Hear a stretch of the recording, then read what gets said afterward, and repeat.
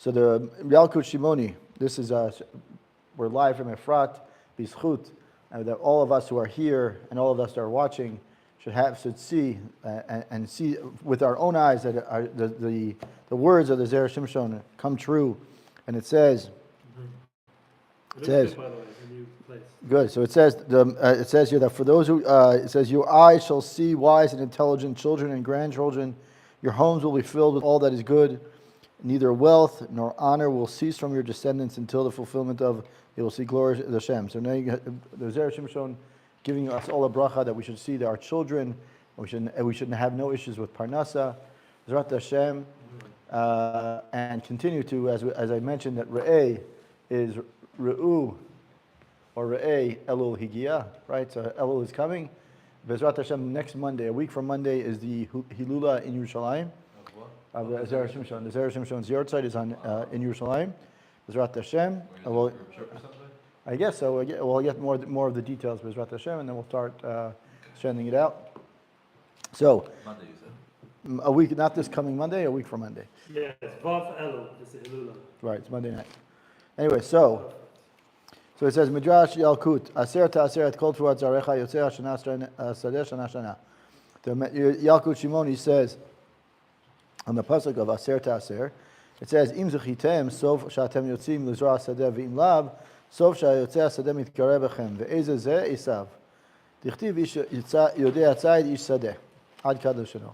So the Midrash says that when by giving the meister, giving the amount of money to tzedakah, and you give all that of which your field, he says, Im zechitim, if you merit to give the right amount of money, Sof shatem yotzim lizra sadeh. Then you will what? Then you will be able to continuously give more and more, and you'll see more produce. Vim lav. And for some reason you don't merit to give the right amount of tzedakah or meiser. Says Sof shayotzei sadeh. The person who was called the yotzei sadeh, right? Mitkareh bechem. He will incite you. And who is that? And it says Esav. That's the Midrash says that Esav is the one who's called Ish Yodei Atzayid Ish Sadeh. So the word sadeh, yodei atzayid ish sadeh, so it's saying that Esav will go out and incite us if we don't give the right amount of meiser. So the Zera Shimshon asked the question, Kasher lama davka ba'avera zu yitgareh Esav yoter misha averot, right? Why is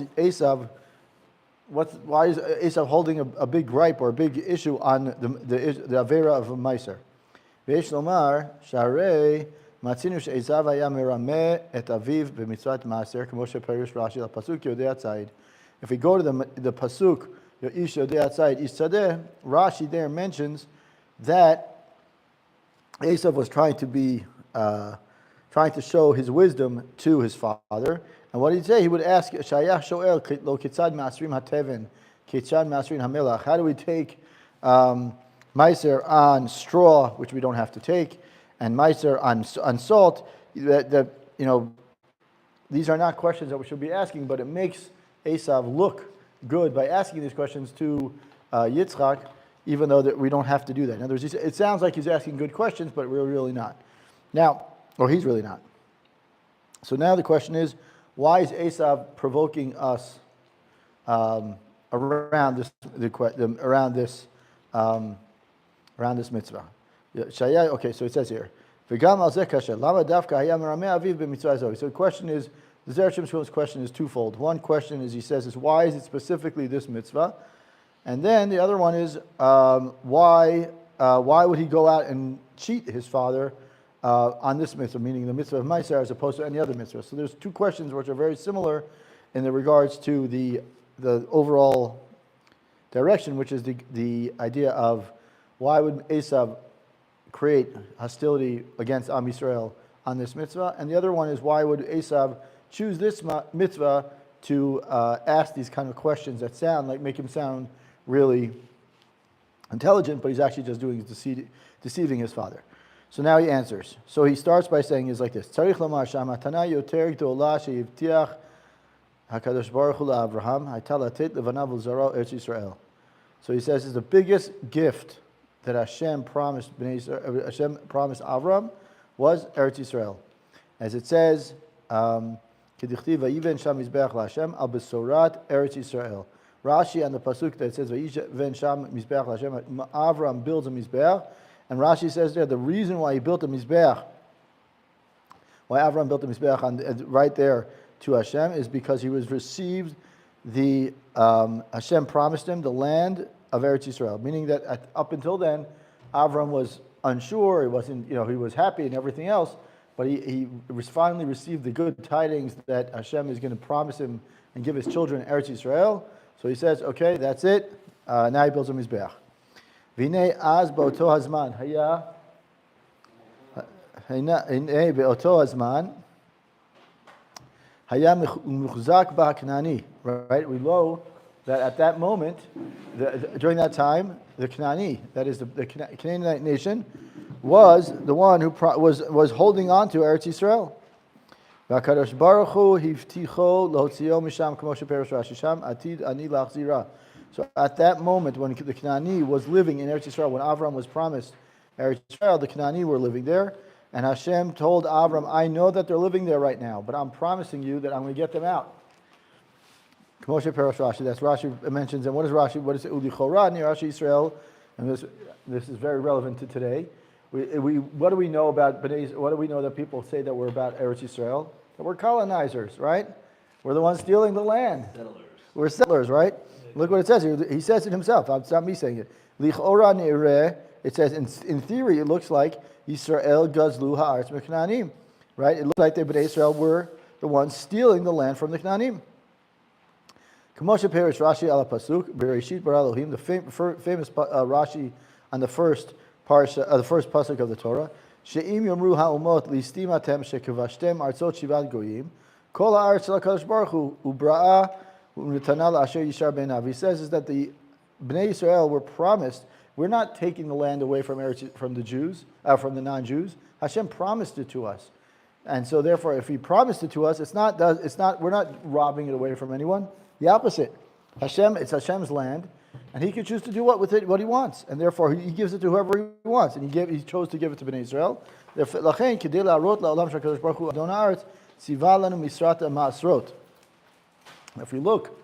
at when was the mitzvah of Meiser given to us? The mitzvah of Meiser was given to us after we come into Eretz Yisrael. If we look at the Psukim mention it in this week's Parsha. Right, so he says, "Tzivalan mitzvot masrot lachar nichnasnu la'aretz masrot him k'mo mas shenotnim lamelech." As we said earlier, in the previous Drush Gimel, which is very very long, the Zera Shimshon goes about and explains that really Meiser is like, if you want to look at it in some way, it's like a tax, right? In other words, the king that is Hashem says that as part of you living under my rule, you got to give back, right? So you view it as a tax. So the tax, as he says, is when do we get this? When do we have this obligation to get the tax?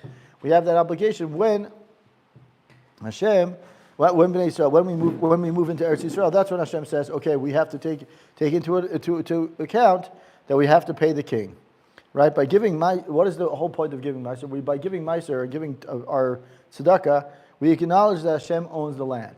We don't own the land, right? And therefore, it shows that our right to take the land gives by us giving back to the land. We say Hashem, you own the land. We acknowledge that by giving the Meiser, and we also acknowledge that by doing that, we're also saying is that the people who live there, meaning the ones who are meant to live there, are us. And by saying so, it's not that the Canaanim we didn't kick the Canaanim out. Hashem promised it to Abraham, and it took some time, and then the Canaanim moved out. But when we earned the right, once you brought us in, it's our responsibility now to pay it, to pay the tax, or pay to thank you. Now it says, "Nimtza shemisha rotzeli zakot b'matnat haaretz tzarich sheyodeh sha'aretz hi shel HaKadosh Baruch Hu v'tzarich nami sheyitchayev atzmo l'otzi ha'maser." It seems from all this, based on this, we could say that whoever wants to enjoy the gifts of Eretz Yisrael, we have to acknowledge that the land belongs to HaKadosh Baruch Hu, and we also have to willing to accept the fact that we are responsible for giving Meiser by doing that. And then he says, "Ve'esav shahaya." Now we go back to Esav. Esav shahaya rotzel zakot b'matnat haaretz. Esav, what did Esav want to do? He wanted to get the blessings of the land, right? And he wanted Yitzchak to give Esav wanted Yitzchak to give him, meaning Esav, the land. And so he wanted to start asking, and therefore, that's why Esav knew that the only way to get the land of Eretz Yisrael is to give Meiser, because that is the sign that's showing that I acknowledge that the land belongs to Eretz Yisrael, belongs to Hashem. By giving it to Hashem, I have to take, by acknowledging it, I also have to accept the responsibility of giving the Meiser. So he says is that, well, that's why Esav specifically, which answers one of our questions from the beginning, is that one of the questions was, what's Esav deal with this mitzvah versus any other mitzvah? And by he realized that Meiser is the mitzvah that shows your connection to Eretz Yisrael.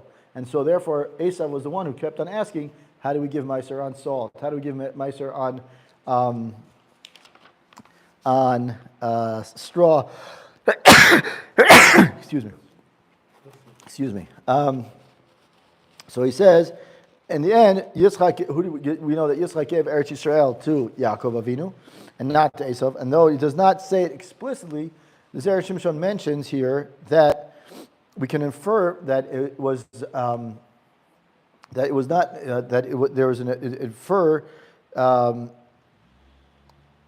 we infer that he didn't give it to Eretz. He gave it to. We know that he gives it to Yaakov, but we can also infer that he didn't give it to Esav, and we'll see now in a second. When we read the psukim of Eretz Yisrael, of Yitzchak giving Yaakov the brachot, it says, "Vayelech el Eretz," right? And the Ramban there, Shepiresh Ramban al pasuk Vayelech el Eretz. When you look at the psukim in the Ramban, it mentions Esav, when Esav is leaving Eretz Yisrael, he takes all his land, all his wives, all his things that he owns, and he leaves, and his wealth he had acquired in the land of Canaan. He went to a land because his brother was in Eretz Yisrael. So what the Ramban there says is, this is where we see from there, the Ramban says, from those psukim, we see that Esav never got the bracha of Eretz Yisrael.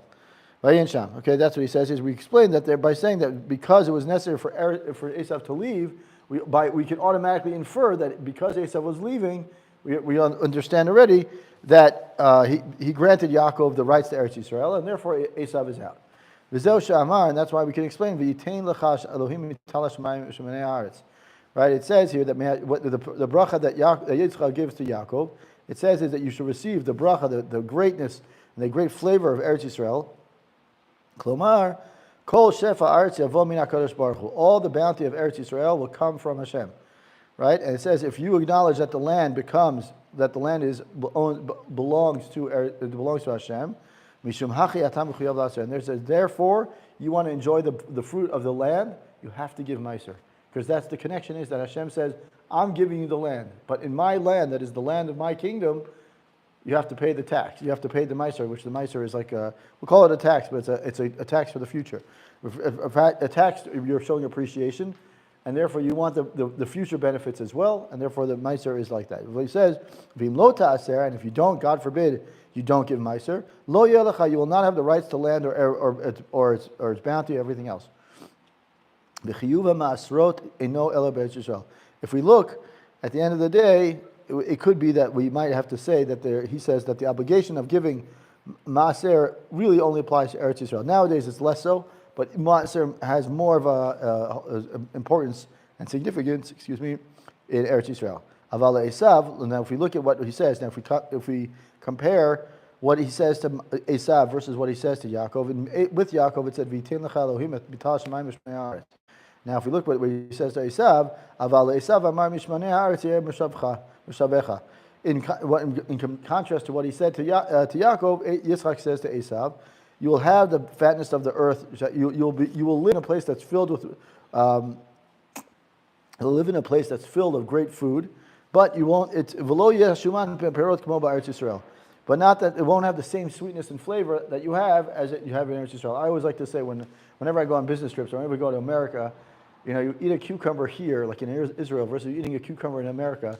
The taste is like night and day, right? So it's the same thing, and that's what he's really saying. In what Yitzchak was telling to Yaakov and Esav is Yaakov. Yitzchak gives the bracha to Yaakov, he says, Hashem will give you the tal shemayim, the dew and the fatness of the land. But when he tells it to Esav, he says, Mishmanei haaretz, from the fat of the land you will live there. That's where you reside.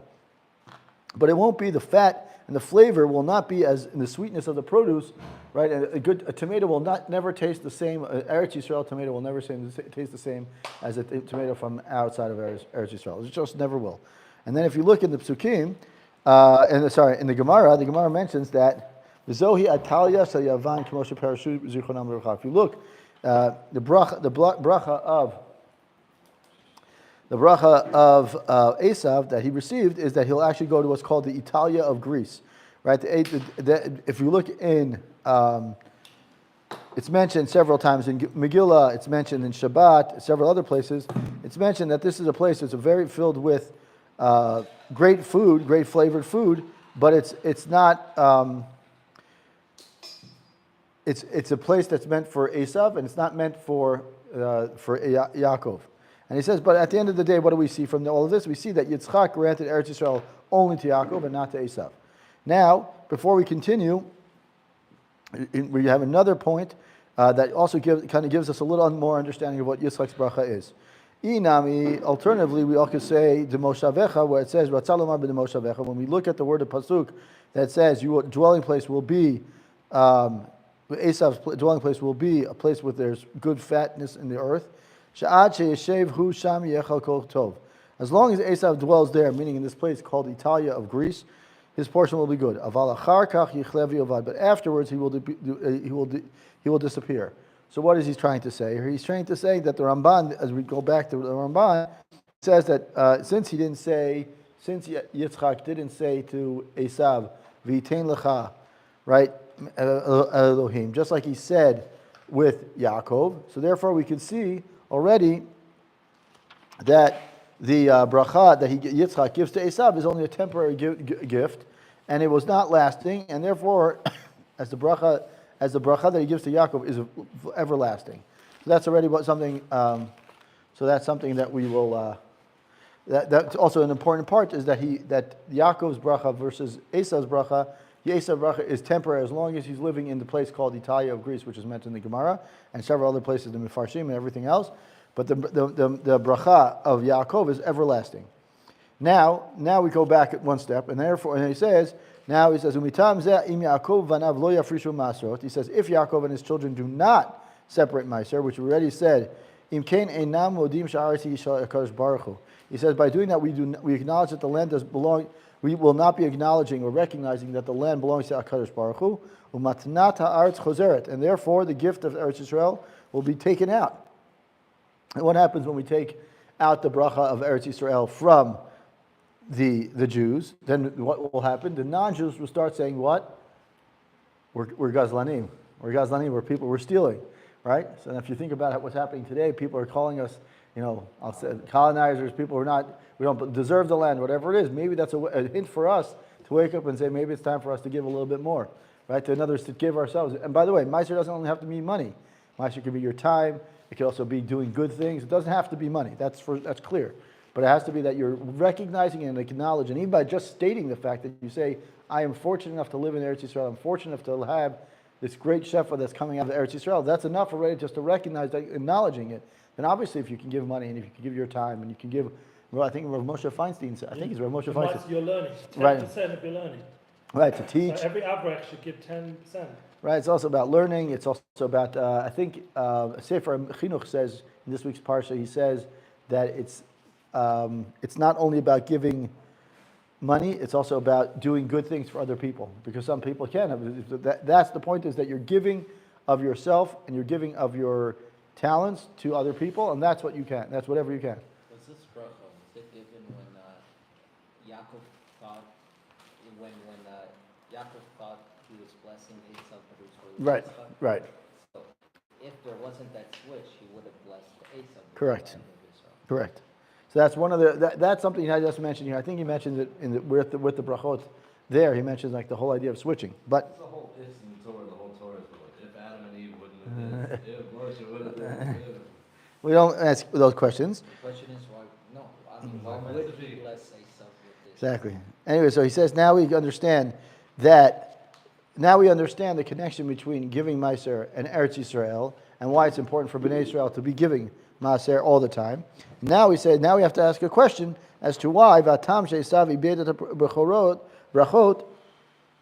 Oh, so he says here, so we go back one step, and he says, Im Yaakov v'anav lo yafrishu ma'asrot, im ken einam modim she'aretz shel Kadosh Baruch Hu, matnat ha'aretz chozeret, v'hem nikrim gazlanim. Then he says they'll be considered thieves since they're not recognizing Hashem as being the owner, if you will, the owner of Eretz Yisrael.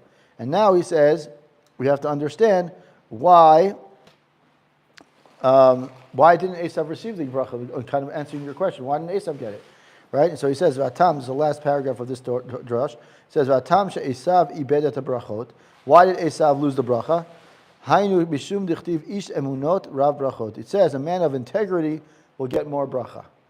V'shalach Esav hasadeh ketiv latzud tzad lahavi.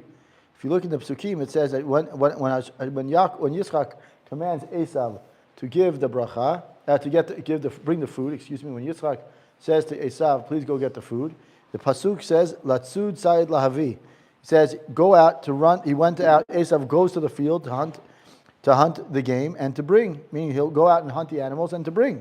Rashi there. It says that Shahalach b'machshavash im lo yimtza min ha'efker yavim min ha'gezel.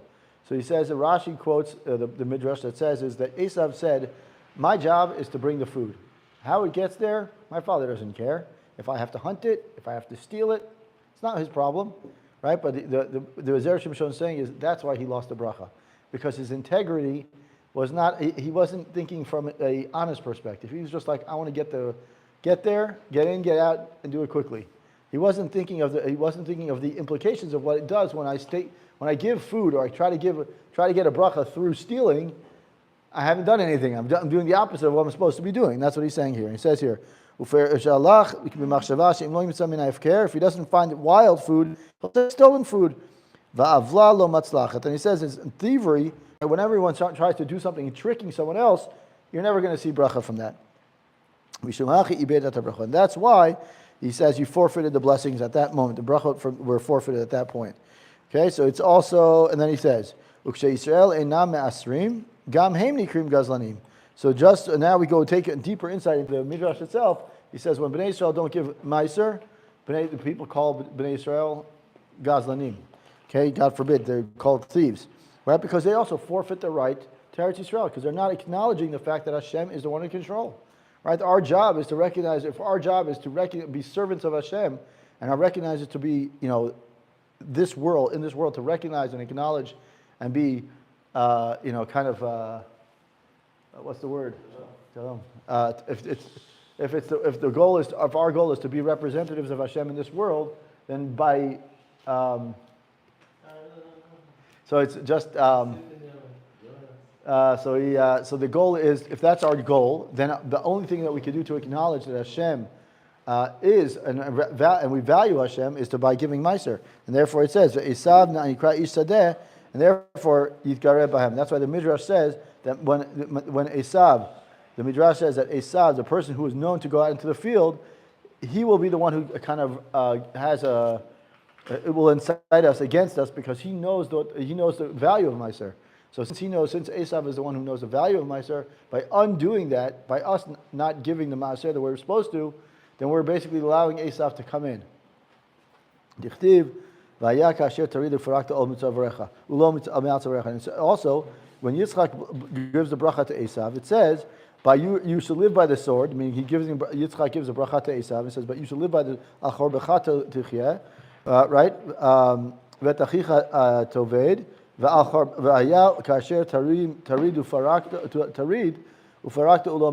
says, but when you are, that is, Rashi says on that pasuk, it says that Yitzchak was telling Esav that when Yaakov's children take off the yoke, the ol of mitzvot and the ol of Torah off their necks, that's your chance, Esav, to go out and jump on them. So the point is that we can look at it. We can look at it saying is that by us not acknowledging, we don't acknowledge Eretz Yisrael by Kadosh Baruch Hu by not giving meiser. That's one way. We could also look at it saying is maybe one other thing is maybe by us not doing the things that we're supposed to be doing for Hashem and acknowledging that Hashem is indeed control, then we're basically doing is opening the door for Esav to come in and say, look, You know, that's Esav's chance. The Psukim say clearly, Hashem, Yitzchak says to Esav, when they take their all of Torah off of them, that's your opportunity to pounce on them and to start, having and giving them a hard time. First, we're just going to take a first break. Is that all right? Yeah, it's amazing. Okay, fine. Good job. Thank you for preparing every week. It's this for us. What are you buying? Shout out to Mordecai Holtz. We want to just give a shout out also, Baruch Hashem, we have donations going on for the new base Midrash in Yerushalayim. And this week we had someone gave $30,000. Actually, Really? a friend of mine in Mexico City, would you believe it? I Really? was shocked when he offered such an amount. A lot. And he's got his name now on the shul, so we've already made it up to over plus $70,000 for the new base. Is that where Yerushalayim. the your site's going to be? No. Yeah, the Elul is going to be there. On the Beit Midrash? And we're heading towards 100,000. That's the goal. But Charles Sakal is obviously pushing it. We've got a nice link on all the sites. It's easy to find. Go to ZeraShimshon.com or message or DM. That's what people did, and then they're donating. It's very easy, and it can be $10, $100. There's all different amounts. But Baruch Hashem, it's a cause that people understand the importance. People have seen Yeshuot, not just in Eretz Yisrael, but throughout the world. We're getting donations from every part of the world. People from London, people from Mexico, people from the US, the whole world, Canada, wherever people are, and if anyone who learns Zera Shimshon. So it's going to keep supporting ZeraShimshon.com. And Baruch Hashem, Mordecai is not doing this for Panasa, he's doing this Mamish L'Shem Shemayim, I hope. This is my miser. This is my miser. And also the people who donate for the student, for the children, for everything that we get here, the shul, the family minion, shout out, and for everyone who sponsored, this should be blessed. Sasha, who we hope will return, sponsored the share, and also some anonymous person should be blessed as well. Okay, let's keep going. All right. Should be blessed in all ways. All right. Pardon my chewing.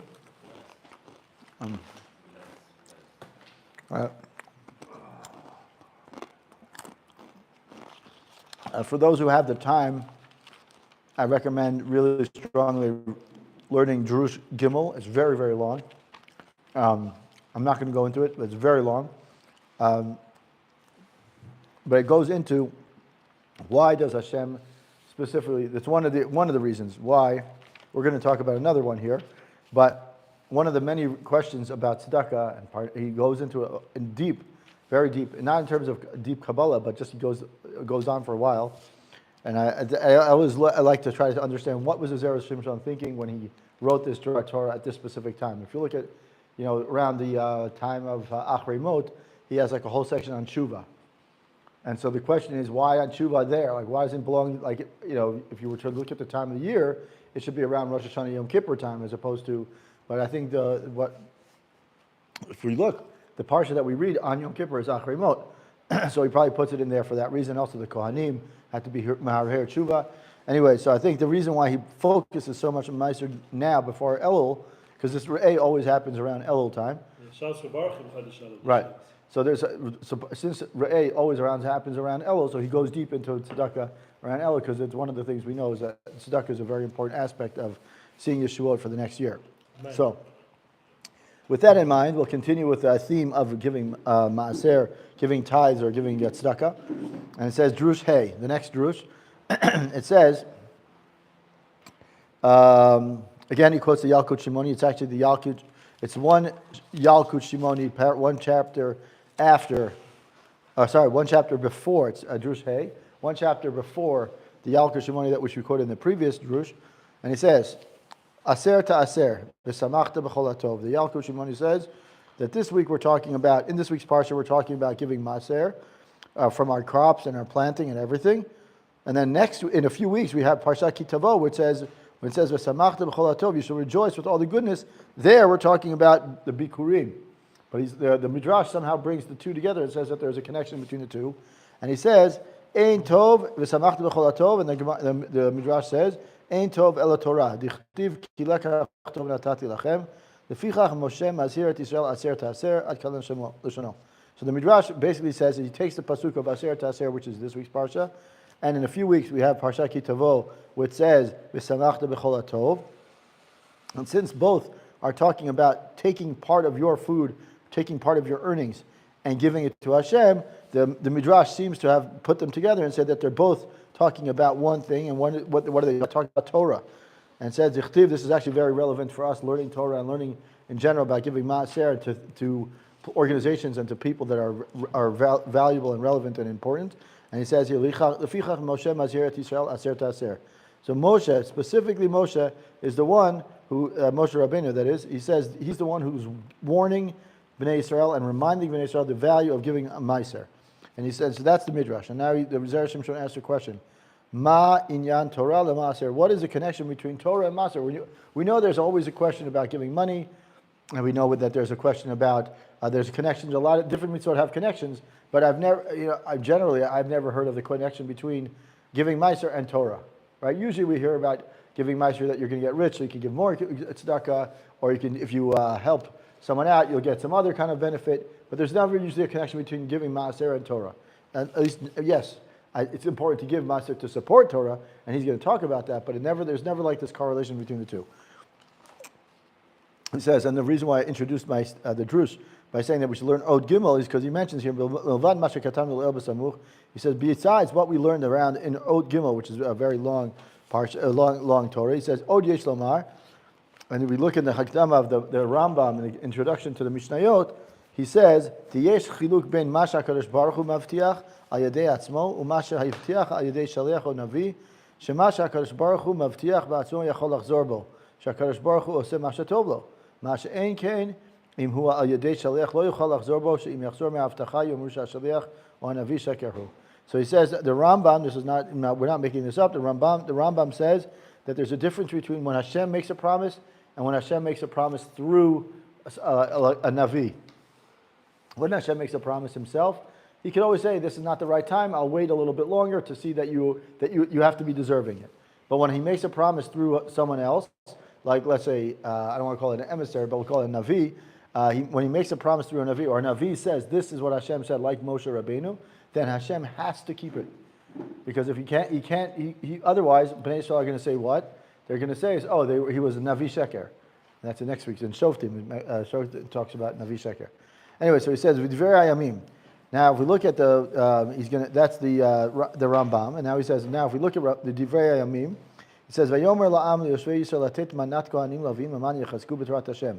We look at the Divrei Hayamim.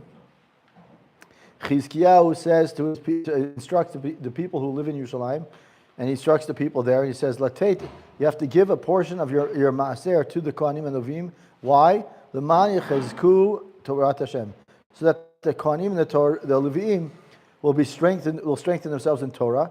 And he says, "Amrina bePerak Yudalef the Sanhedrin." If we look at in the last parak, I believe it is, of Sanhedrin, what does it say? Kol hamachzik b'Torat Hashem yesh lo moneh ve'en notrim matana l'choinam ha'aretz. So he says that when the Gemara in the 11th parak of Sanhedrin says that any Kohen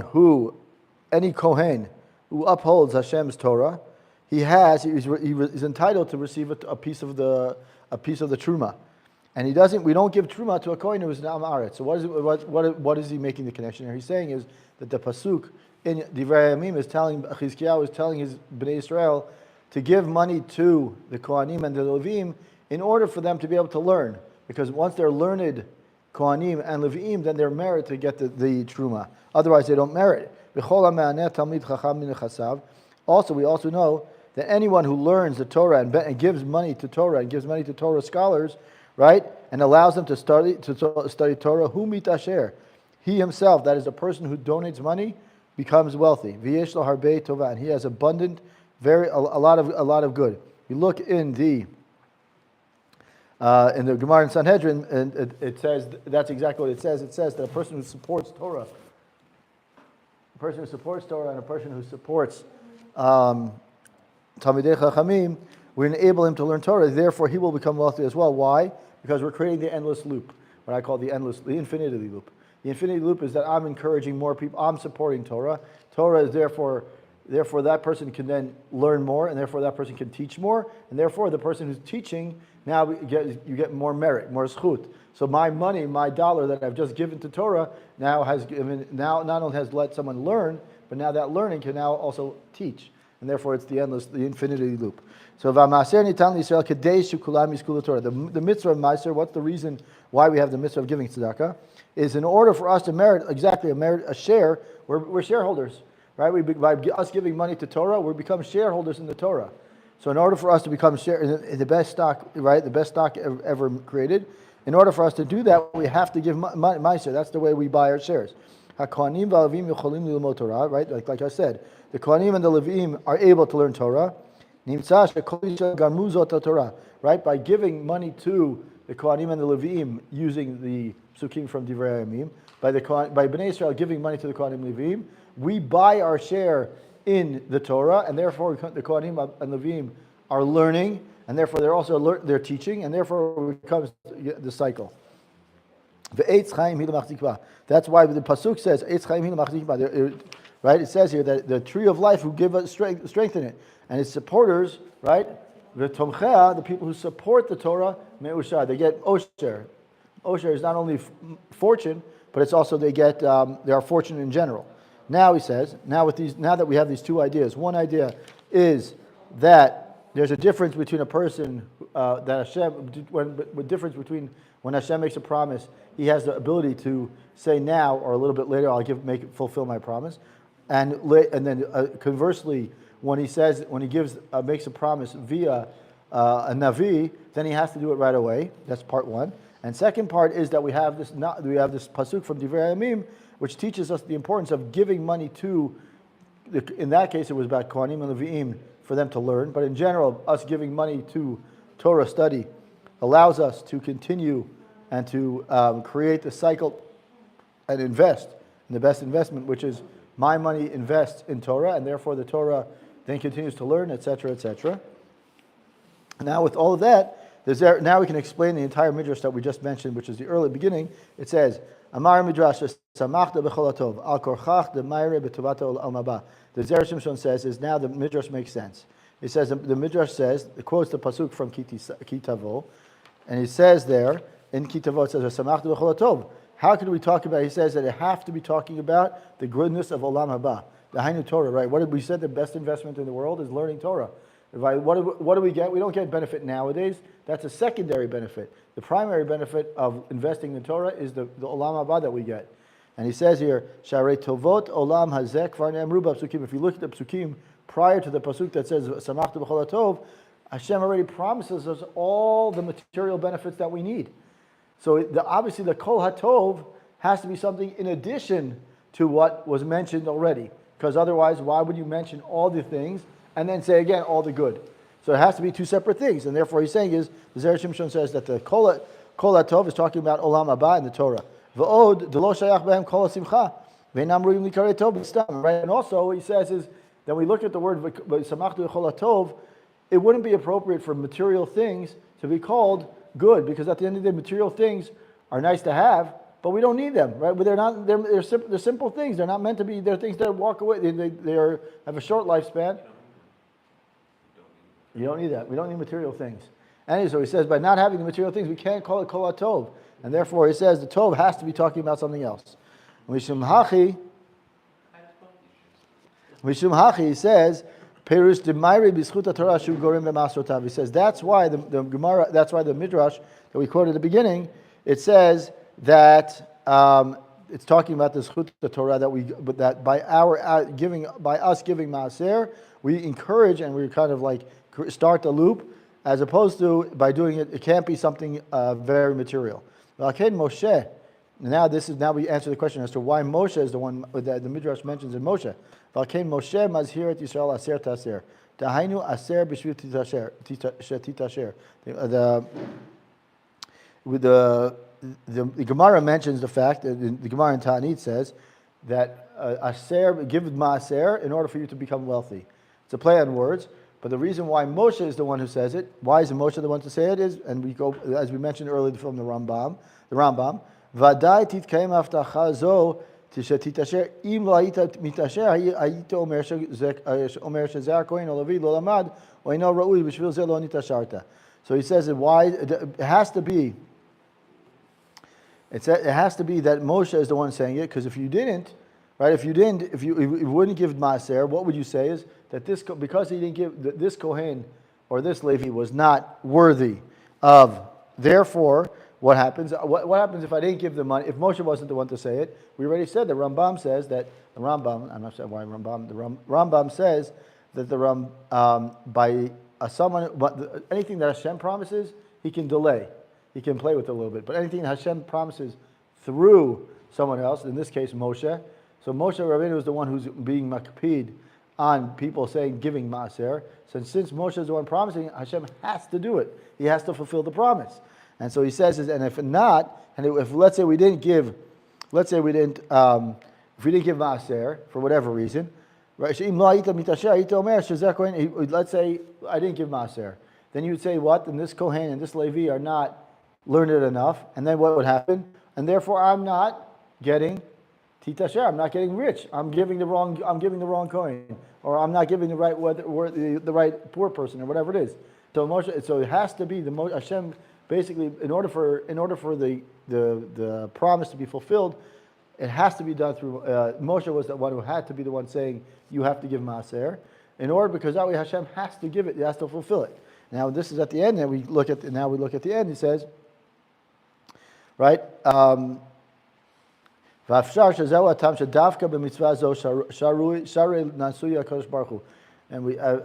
seen it myself in many ways.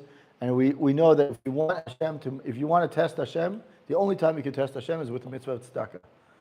You can say that I want to give a lot of money, and Hashem will somehow, miraculously, it works. I can say that I've tested many times by saying is that I hope to get what I need to get, and I'll give tzedakah because of it, or in merit of it, and it's worked. And it says if the Navi says, test me on this one. I'm talking about so if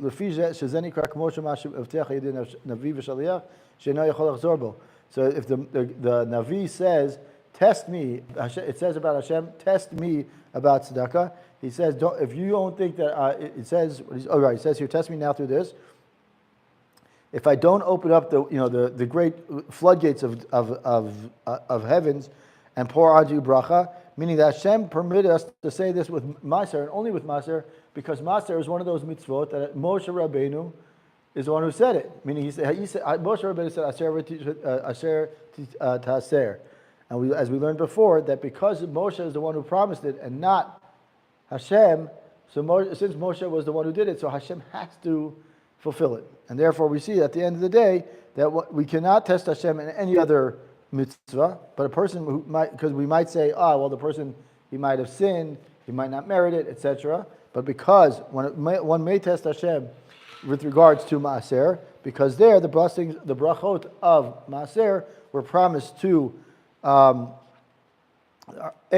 promised through Moshe, and therefore Hashem has to keep them, and also they're promised they're certain to be materialized, even if one has over and averot, because it's such an important mitzvah.